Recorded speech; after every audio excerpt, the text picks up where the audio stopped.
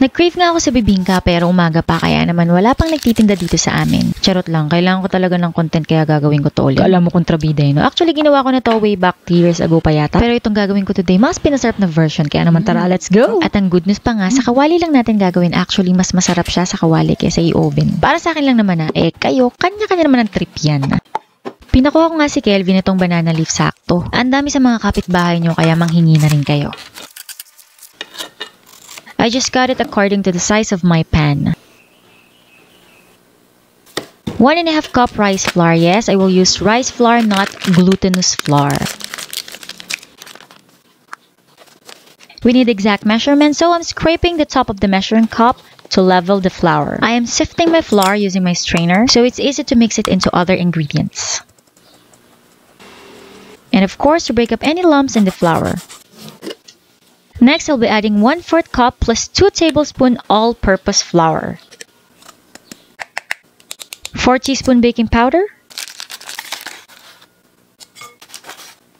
And 1/8 teaspoon of salt. Again, let's sift it using a strainer if you don't have a sifter. Wala din akong sifter kaya itong salaan ang ginagamit ko. Using a whisk is another way to break up the lumps in the flour. Now for our wet ingredients. In this recipe, we'll be needing 3 medium eggs.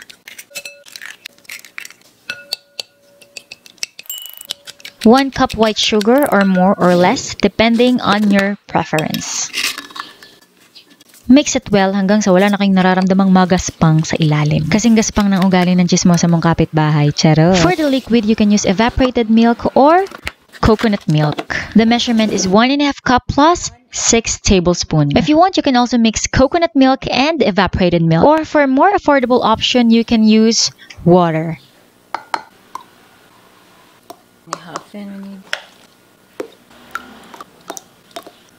In fact, I use all of this 400 ml coconut milk, exactly the 1.5 cup and 6 tablespoons I needed.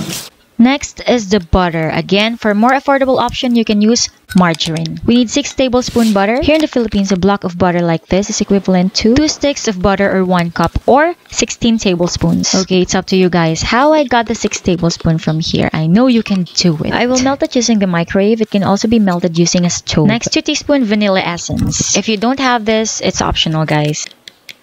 For the cheese, you can use your favorite type or brand. I will use this processed field cheese, slice it and use it for toppings later.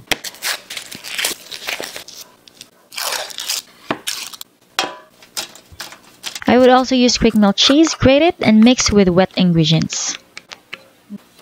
Now let's carefully mix the wet ingredients into dry ingredients. Make sure not to overmix it if you don't want your bibingka to be tough.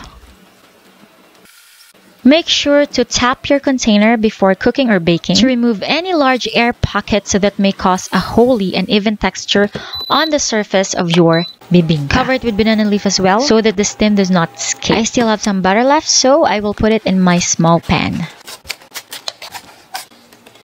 This time, I'll be using our stove because I'm already using my induction cooker. Make sure to set your stove or your induction cooker to low heat. As in yung pinakamahinang posible nyong maisip. And of course, I want my bibingka to be special, so aside from cheese, I'll be adding salted egg. Let's check. Spread some butter or margarine on top. You have 2 options. You can flip it, or you can just add the toppings on top.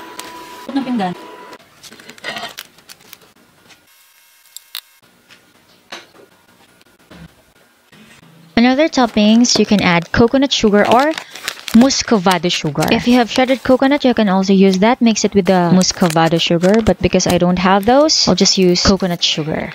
Okay, it's time for this baby to shine. So let's do ASMR. Naubusan lang talaga ako ng English, kaya bahala na kayo dyan.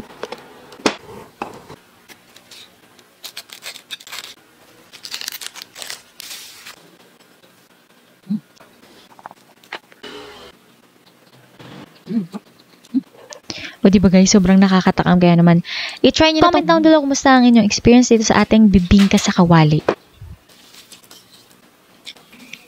Ako nga pala ang inyong kusinerang ininyera, Jane Silvestre. See you in my next vlog.